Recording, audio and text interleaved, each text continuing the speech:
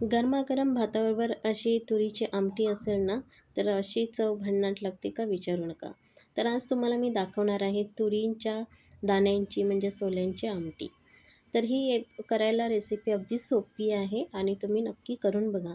तर इथे मी पाव किलो असे तुरीच्या शेंगा घेतलेल्या आहेत. बाजारामध्ये आता शेंगा भरपूर उपलब्ध आहेत. त्यामुळे आपल्याला ही सीझनमध्ये एकदा तरी आमटी करायलाच पाहिजे. तर इथे मी पाव किलोच्या हिशोबाने शेंगा घेतलेल्या आहेत आणि त्याचे सर्व दाणे काढून पाण्यामध्ये धुवून घेतलेले आहे. आता इथे मी तवा ठेवलेला आहे. तवा गरम झाला की त्याच्यामध्ये दाणे भाजून घ्यायचे आहेत. जास्त वेळ नाही, फक्त 1 ते 1.5 मिनटं आपण गरम तव्यावर भाजून घ्यायचं आहे.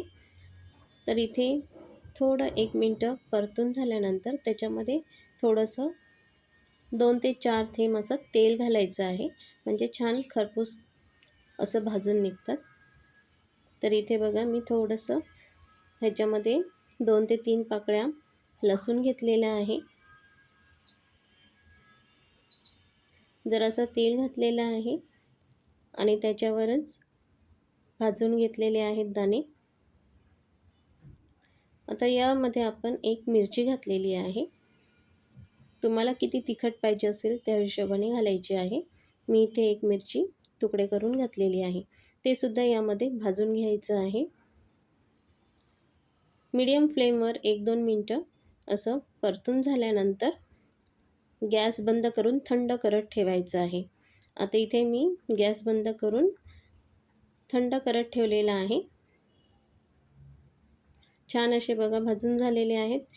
खूप असे पण भाजायचे नाही. आता मिक्सरमध्ये आपण हे वाटून घेणार आहोत.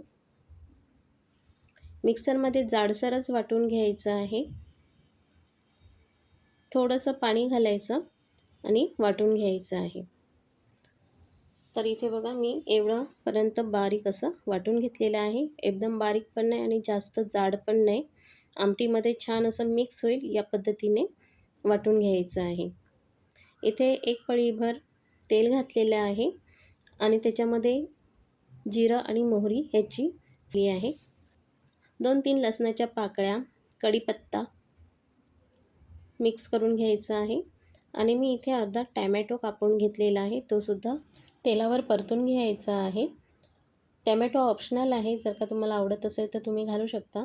पण एकदा नक्की घालून बघा, चव खूप छान येते. तर इथे मी फक्त अर्धाच टॅमॅटो असं तेलावर परतून घेतलेला आहे. टॅमॅटो अगदी सॉफ्ट होईपर्यंत त्याला परतून घेतलेला आहे. यामध्ये आता अर्धा टीस्पून हळद आणि 1 टीस्पून लाल मसाला आणि अर्धा टीस्पून गरम मसाला अशी फोडणी दिलेली आहे.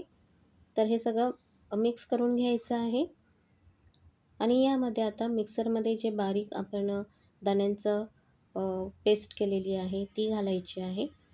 अशी थोडी जाडसर ठेवायची आहे, एकदम बारीक नाही करायची.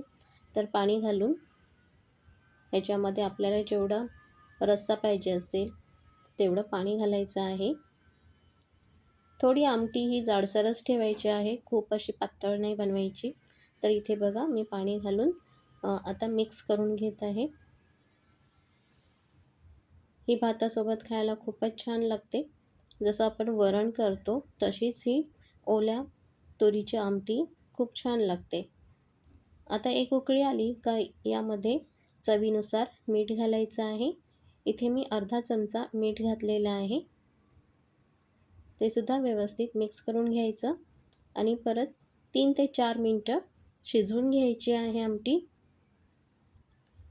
अशी जाडसर होते, ह्याच्यामध्ये आणखी काही घालायची गरज नाही. तर भातासोबत किंवा चपातीसोबतसुद्धा ही तुम्ही खाऊ शकता, एवढी छान होते. तर इथे माझी आमटी तयार झालेली.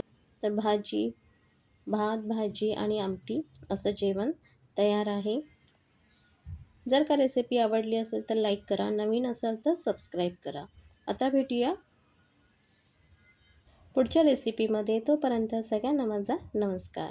रेसिपी पाहिली याबद्दल तुमचे खूप खूप सगळ्यांचे धन्यवाद.